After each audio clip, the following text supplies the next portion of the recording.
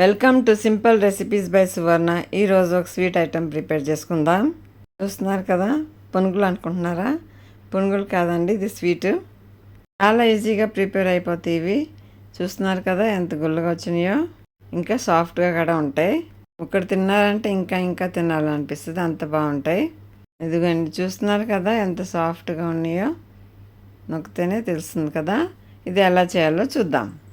నా దగ్గర 4 బనానాస్ ఉండి చాలా మగ్గిపోయినాయి ఇవి. ఈ బనానాస్ కొంచెం నల్లగా అయితే పిల్లలు తినరు కదా, మనం ఏం చేస్తాం, పడేస్తాం.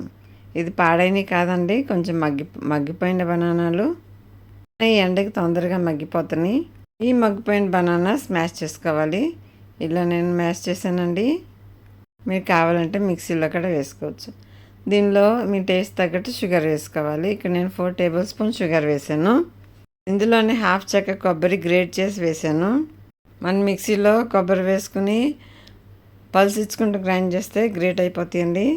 చాలా ఈజీగా గ్రేట్ చేసుకోవచ్చు, లేదంటే గ్రేటర్తో కూడా గ్రేట్ చేసుకోవచ్చు. కొబ్బరి వేస్తే చాలా టేస్టీగా ఉంటుందండి. అలాగే ఒక హాఫ్ కప్పు సూజీ రవ్వ వేసాను. అలాగే ఒక కప్పు బియ్య పిండి కూడా వేసాను. ఇంకా దీనిలో కంపల్సరీ వేసే ఇంగ్రీడియంట్ గోధుమ పిండి. ఒక కప్ గోధుమ పిండి వేసాను. ఇప్పుడు ఇదంతా మనం మంచిగా మిక్స్ చేసుకోవాలి. ఆల్రెడీ మనం షుగర్ వేసాం కదా, మీరు ఇక్కడ కావాలంటే బెల్లం కూడా వేసుకోవచ్చు. అరటిపండుతో పాటు షుగర్ కరిగిపోయిందండి, అలా మిక్స్ చేసుకోవాలి. ఇప్పుడు దీనిలోనే కొంచెం ఇలాచీ పౌడర్ వేసుకున్నాను. మొత్తం ఉండలు లేకుండా మంచిగా మిక్స్ చేసుకోవాలి.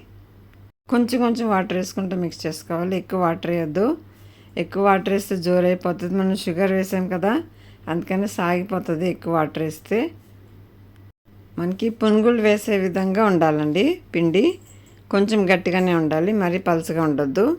ఇది చాలా హెల్తీ రెసిపీ. దీనిలో మీరు కావాలంటే కొబ్బరి కొంచెం నెయ్యిలో ఫ్రై చేసుకుని కూడా వేసుకోవచ్చు, నువ్వులు కూడా వేసుకోవచ్చు. నువ్వులు నేను తర్వాత యాడ్ చేశాను.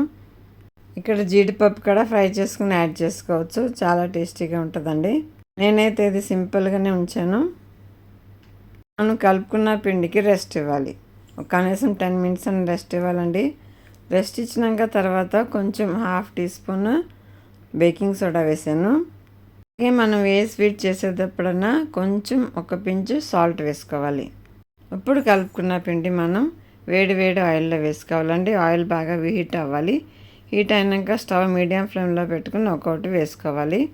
పునుగులు వేసుకునే విధంగా వేసుకోవాలి. దీన్ని నార్త్ ఇండియాలో గుల్గులే అంటారండి, సౌత్ ఇండియాలో పనియారం అంటారండి. పనియారం ప్యాన్లో కూడా వేసుకుంటారు, ఇలా ఆయిల్లో కూడా వేసుకుంటారు. కాకపోతే నేను కొంచెం పిండి గట్టిగా పెట్టాను, దీనిలో రవ్వ కూడా కలిపాను.